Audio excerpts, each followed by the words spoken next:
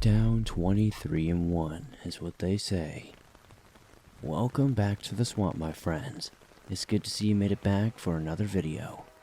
Today I'm going to be sharing some creepy and allegedly true prison horror stories. This is something a bit different than I normally do, but I've always wanted to cover this topic, so I hope you'll enjoy them. Joining me today is my good friend, Nightmare Files. If you enjoy disturbing stories and countdowns, you'll enjoy their channel. Anyways, without further ado, let's get into these creepy and allegedly true prison horror stories that'll creep you out tonight. And if you have a story that you would like to share, be sure to send it in at swampdweller.net or the email you can find in the description down below.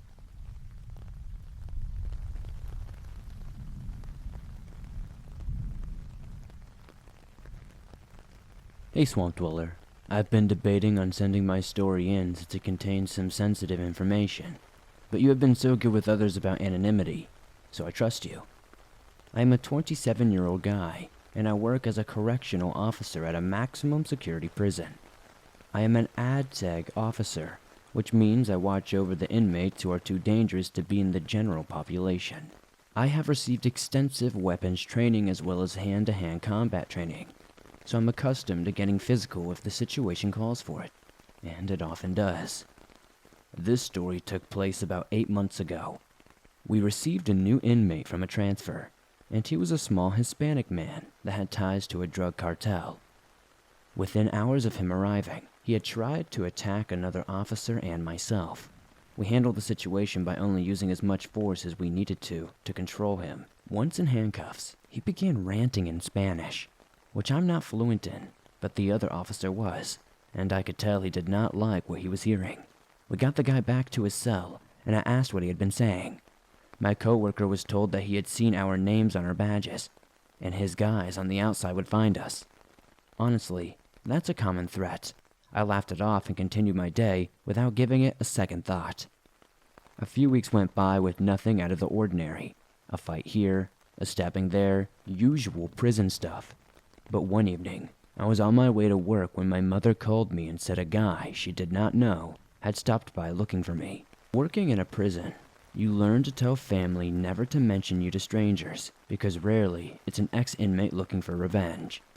So, she said she had told the man he had the wrong house and to leave, which he did. I told her to keep me informed and be careful. So I got to work and did my rounds when the Hispanic man called me to his cell.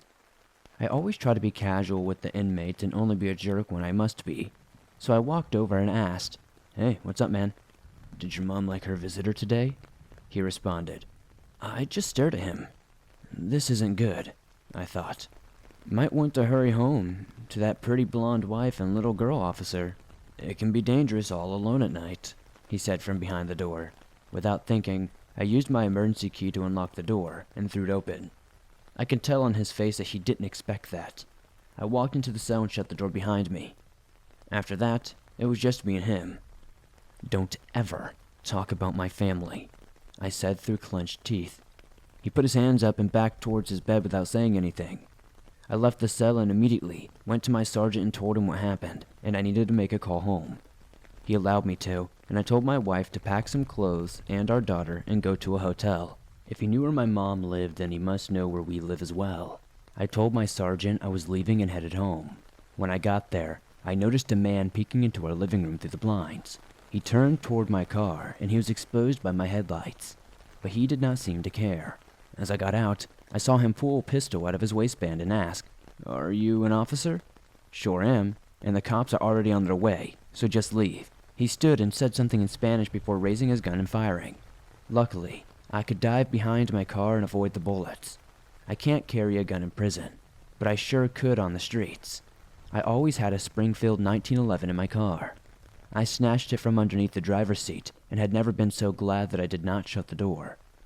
I had been counting his shots, and when he hit 6, I heard him drop a casing on my driveway. He had a revolver. I didn't see that before. I stood up, raised my weapon, and ordered him to stop and drop his and put his hands up. Instead, he reached down to his ankle, where I saw he had a concealed ankle holster for another small pistol. I fired twice at center mass and hit both times directly. He fell quickly and began screaming. Around that time I heard the police sirens coming since my sergeant had called the police for me as I left the prison. It shocks me that I even had to shoot him, and the ambulance took him away eventually, and he was still alive, but I'm not really sure what happened to him in the end. I found out later that the guy in prison was high up in a cartel and had put a hit on us that day. So he was transferred the next day, and I quit that day. We have since moved very far away from that area, and have done what we can to stay low if someone comes back. I got some pretty good protection from the state government and FBI hiding our tracks, but I'm still pretty paranoid. Thanks for sharing if you do, and it was nice to talk about it.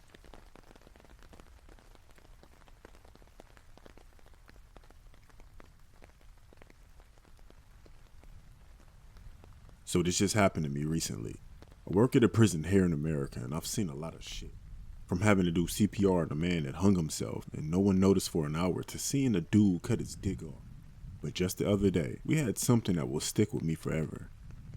It was just a normal day, as normal as a prison can be, that is. I had come in early for some overtime, and the first shift was going on fine. For the most part. Shift change was happening, and I had been moved to a first responder on the yard. I went to switch my gear and let Central Control know. But then all of a sudden I hear, "I need ERTs in the wood shop. 2 inmates fighting."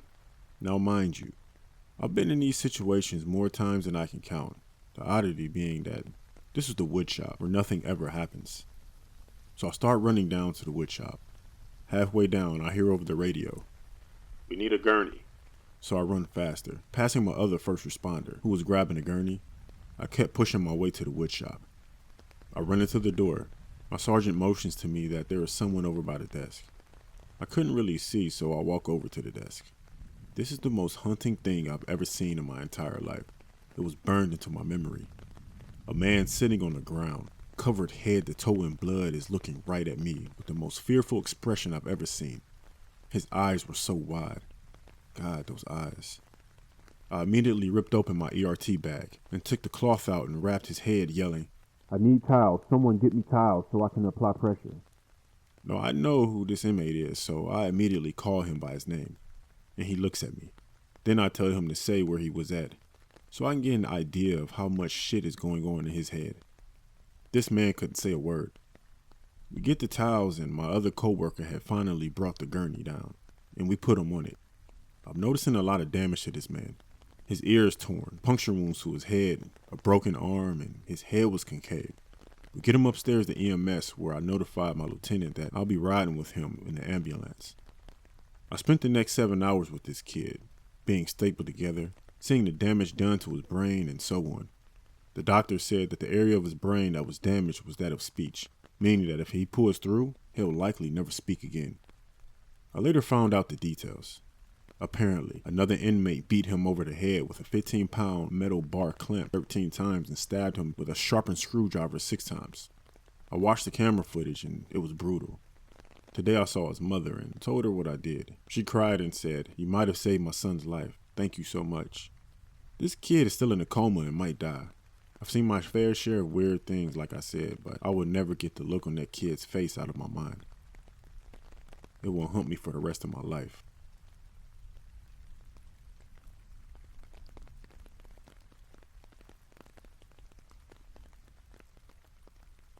I am a prison officer, not a storyteller, so this may be either long and tedious or full of information that's irrelevant.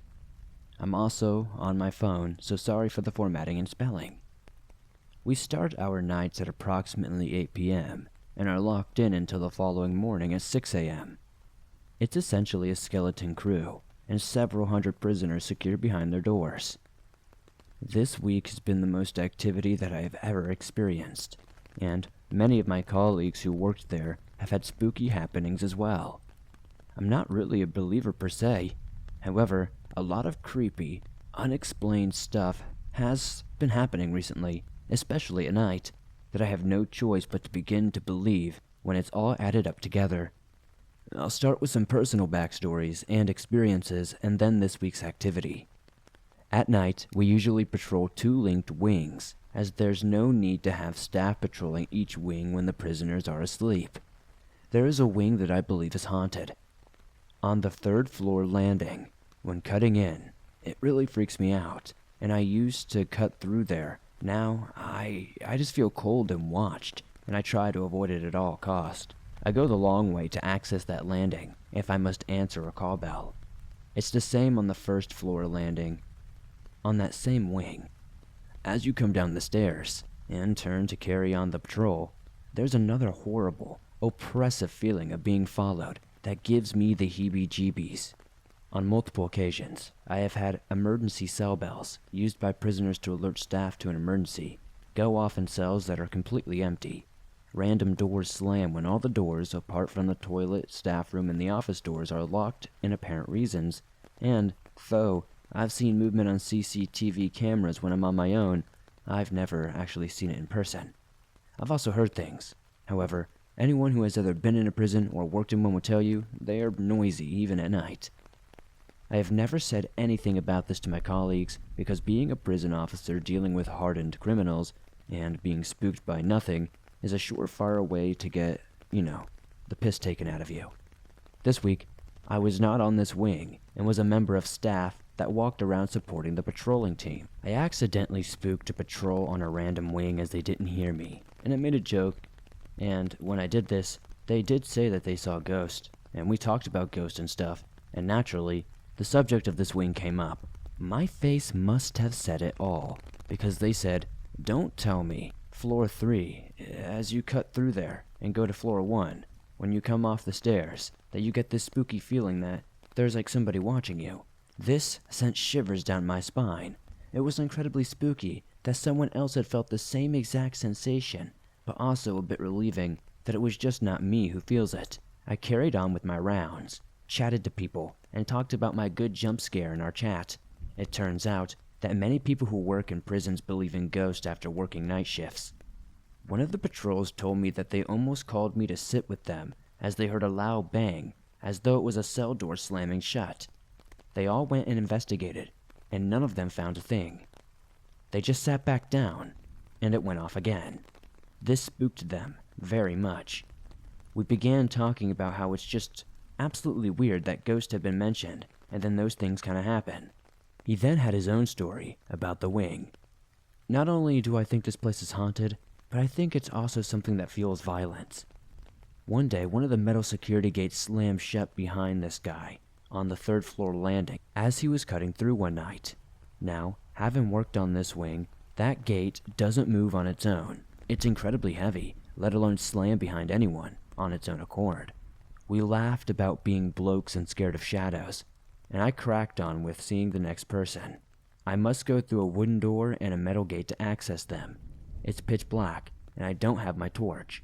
So I open the wooden door and the metal gate and step in to look for the light switch so I can see and lock the door and the gate behind me. The wooden door slams shut directly behind me, and with considerable force. I jump. It wasn't a windy night, and we were indoors, so no breeze or anything. Let me tell you, I have never, ever seen doors shut that fast and that hard ever in my life, and I've never gotten out of there ever so quickly. I spend my rounds talking about the ghosts and seeing what everyone's stories are, and there are some exciting stories. Still, everyone I speak to talks about this haunted wing, and either the third floor landing or the first floor landing. I had spoken to 6 different staff, and they all said the same thing by this point. That's too much of a coincidence for me. I finally got into the haunted wing, and I'm talking to the patrol who has all the lights on for whatever reason. I can only assume that he felt scared, and I swear I see someone moving on the cameras on the first floor walking towards us. Before I can even go down and see where they are, apparently this figure disappeared from the camera screen, and when I got there, there was nobody even there. There was nothing there, and nothing on the playback. So, insane. I hope you enjoyed my ramblings. My colleagues have given me many stories I may send in one day on the show if you enjoyed it.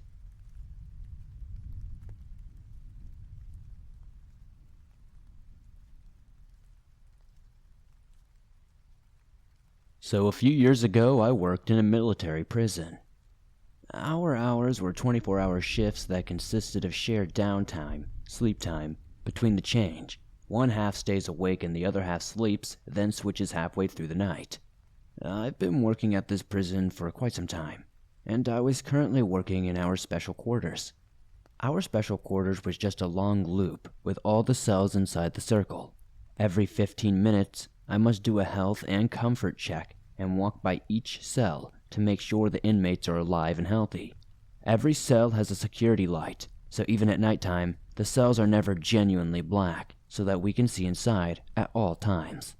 I remember one particular inmate was in a certain quarters because he was mentally not all there. His favorite thing to do was draw, scream all day, pee outside the cell, and sleep.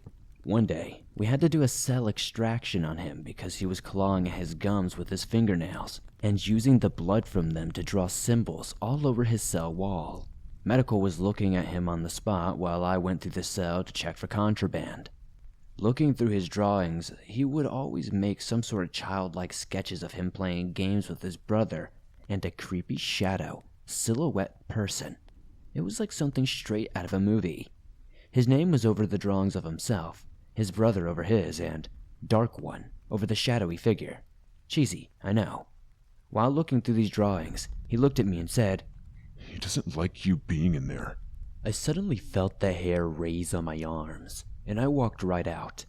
Keep in mind, inmates regularly tell me this weird type of stuff, and it never really bothers any seasoned officer, except this one time.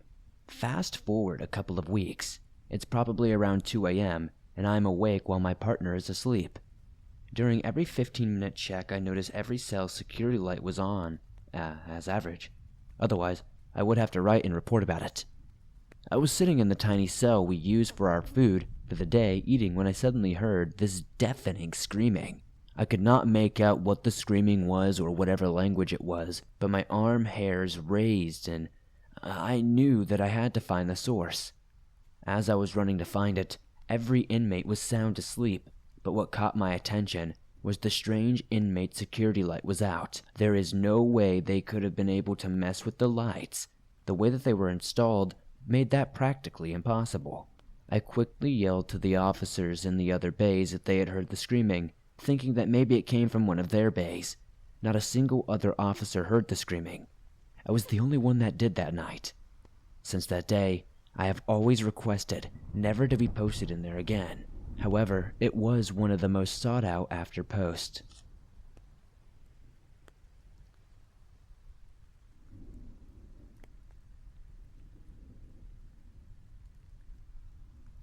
I am a 21-year-old male. It was 4th of July, 2019. I live in Kansas in the United States. I worked as a corrections officer at a maximum security prison on the night shift. I oversaw the cell house, the maximum general population, 1 man to a cell. This is where murders, rapists, and overall the worst of society were housed. Before work, I was doing the typical American 4th of July thing. Grilling, blowing up fireworks, having a beer or two, having a great time with my wife and family. My wife kept telling me I needed to just call in sick and take the day without pay. I said no because we were a bit behind on bills. I wish I had listened to her now. As the night went on, it came time for us to leave my mom's house and for me to go and get ready for work. I took my wife home, dropped her off, and got ready and left for work. Unfortunately, my wife's car broke down, so she was stuck at home for the night. As I drove to work, which was about an hour's drive away, I watched the fireworks going off. It was sad as I never had to work 4th of July before. After getting to work and getting all my equipment on, I got into the cell house, business as usual. Inmates were showered and locked up. I got my night cleaning crew out so they could clean the rest of the cell house and met up with my partner for the night in the officer's station to get our briefing from the last shift. Fast forward an hour into my dress, so it's now around probably 12:30 a.m. or so. Another officer came into the cell house, so there were 3 of us. It would often happen at night shift, as there was nothing to do except rounds every half hour. Then we would hear an inmate laughing, like a witch out of nowhere. It was very similar to a witch's cackle. That was strange, but nothing to be too alarmed about. Drugs, unfortunately, are a terrible problem in this facility. It more than likely still is, as far as I know. Eventually, After a few more cackles, I decided to see what was going on and who was making that noise and to see if they were high. I walked through and checked all 200 inmates, and there was nothing. There were a small few that were even awake, so I brushed it off and just went back to the office. My partner and the other officer were asking if anyone was awake and if they needed their cell searched. I couldn't think of anyone I suspected of having anything, so I went and checked all the cells again to see if I could get a whiff of smoke or see anything. As I walked on the second-story cell run, I found an inmate acting weird. He was in his bed facing the wall, talking kind of gibberish. It was also common as there were a lot of inmates with some minor mental issues. I figured he was probably high because he turned and looked at me and told me to go away. I would leave him alone, but the disrespect made me change my mind. The time now is 12:40 a.m. on the 5th of July. I walked back to the office and told the other two officers which cell he was in, and I wanted him to search cell 218. So, how the cell house was laid out is there are 100 cells per level. You can see the north side first and second floor from the officer station, but you can't see the south side unless you walk 50 feet over to it. Picture the movie Shawshank Redemption type cell house, except instead of being able to look through the cells around and across, you will just see a wall. The cells are back to back. As the officers pulled him out of his cell to search it, I went to the ground floor and watched from below. I wanted to get the inmate on the ground level and not the second floor. A handrail was all that was there for protection from going over the edge.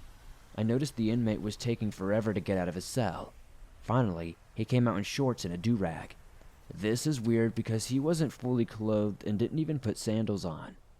It was just shorts and a do-rag, but it took 5 minutes to get out. That made me nervous. The inmate was 6 foot, 250 pounds, and a very muscle-bound dude. He had size on us, so, from the ground, I holler at him and tell him to come down to the ground and that he could use the phone or check his email or commissary. He declined my offer, which honestly never happens. I knew something was up. He was watching them search his cell from the control panel box. This was alarming. They were in his cell. I was on the ground. He could have easily ambushed them. He would have made it to them before I could even get to the stairs. So I could even try to keep them safe. So, to make sure I could, I went upstairs to the inmate. He was standing in the corner away against the handrails at the top of the stairs. He knew I was the officer in charge of that cell house, the OIC if you will, and he knew I was the one that saw him talking to himself. He asked me why I was having his cell searched. I lied. I said, "It's nothing personal, man. I have a quota I must fill. We have to search a couple cells a night, and unfortunately you were awake, so I chose to have you searched. It'll just take a second." He was uneasy. He was pacing. Something was not right here. Then I saw it. He had turned just right, and I saw, in his do-rag, the Samsung logo reflecting the cell house light. I knew there would be a problem as soon as I saw it. This guy had a cell phone. I called over the radio for 2 additional officers to come to me. The inmate didn't seem to notice I made the call. My supervisors responded saying 2 of them were on their way. Side note, at this time, only segregation officers had protective vests. So, out of the 5 of us that were in here right now, only 1 of us had a vest, and I was not that one. The officers' names changed. South had a vest, McCormick, Collins, Sheffield, and me did not. Time is now 12:58 a.m. As soon as South and McCormick got up to me, I told the inmate to turn around and cuff up. South and McCormick were on the inmate's right side. I was in front of him. "Why?" he angrily asked me. I refused to give him a reason at first. After a few minutes, I had enough and I told him, "Look man, I can see the cell phone in your do-rag. You know you're not supposed to have that." The inmate then gets a defeated look on his face, but the fire in his eyes. His body relaxes, and he slowly reaches to retrieve the phone. But does he pull out a phone? No. Actually, he pulls out a 6-inch sharpened metal rod with ripped fabric wrapped around the bottom as a handle. Everything froze for me. I knew I was going to die. Everything starts moving again. I now have an inmate twice my size charging me, thrusting quickly and repeatedly towards me. Oh crap, that was all I managed to yell. I immediately went into a defensive mode, trying to grab his arm and disarm him. His wrist just kept slipping. I couldn't keep a hold of it. but at least I managed to block his attempts at my lower abdomen. Suddenly, he aimed high and went for my chest. I felt it make contact. I had just been stabbed in the right part of my chest. "Spray him! Spray him!"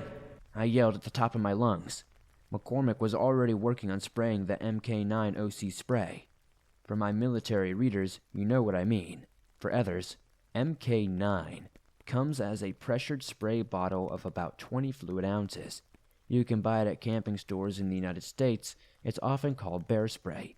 It's the stuff that you spray in the eyes of bears and hopefully get away from them. South had come up behind the inmate and grabbed him around the chest and pulled him back right as McCormick sprayed. I didn't realize it at the time, but the spray hit me, the inmate, and South, as well as pretty much everyone near us. I was able to turn and run. I ran around the stair railing, past the panel box, and out onto the run of cells on the second story. I ran past a few cells and turned around to see he wasn't chasing me. That South was wrestling him to the ground while gagging on the OC, as I and McCormick were as well. Sheffield, having heard the commotion, came running out of the cell, saw what was happening, and ran in to help. The inmate grabbed South by the vest and tried to basically throw him over and off the landing, but South dropped to his knees before he went over. I grabbed my shoulder and Mike and screamed into it. "Level A response to Charlie 2 now." Dispatch said something, but I didn't really hear it. I started to charge back to help save South. Before I could get away from the cell, I was in front of Collins. He grabbed me from behind and told me not to go. Due to the layout of the runs, I didn't see it, but Sheffield grabbed the inmate from behind and body slammed him on his face. He began cuffing him. Sheffield got covered in OC as well, due to the inmate being covered in it. As soon as Collins let me go, I stood there and just watched. Up the stairs came 4 more officers, the captain, a lieutenant, the LT, and just about everyone else in between. They asked me what happened.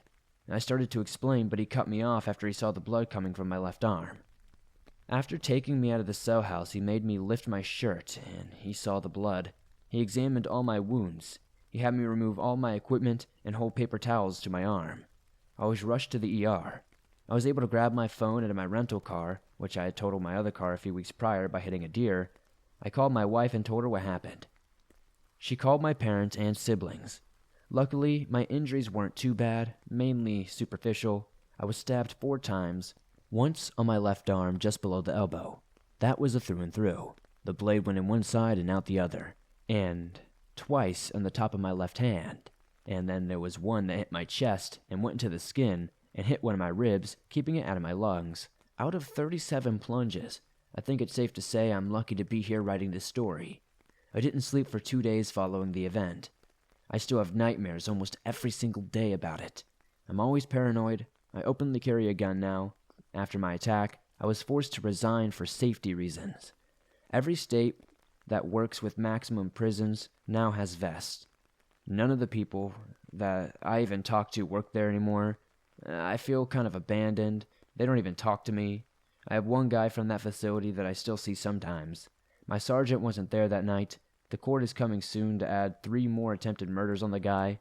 It turns out he was like a shot caller for the Crips gang. If you would like to see the wounds, let me know in the comments. I'll definitely send it into the show.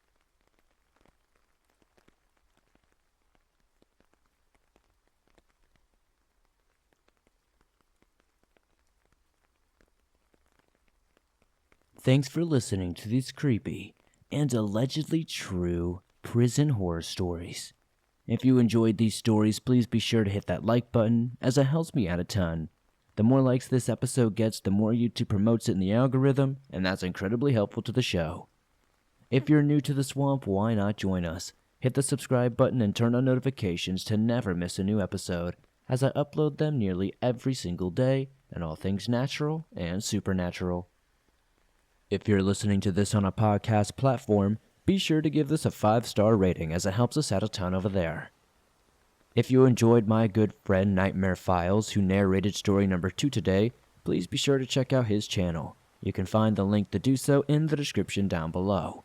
If you have a story that you would like to share in a future episode, be sure to submit it at swampdweller.net, or the email you can find in the description down below. I'd love to share your story with everyone here in the swamp. It's stories like yours that truly help keep this show going on a daily basis.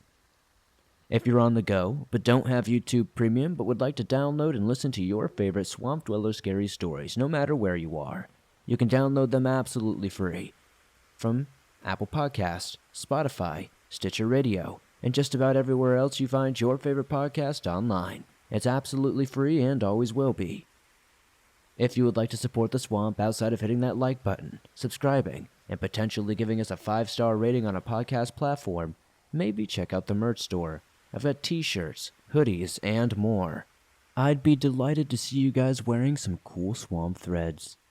Comment down below letting me know what story tonight was your favorite. I'd love to know. I know how hard it is to pick one. Be sure to join me on Instagram, Facebook, and Twitter, and I'll see you guys soon with another creepy episode.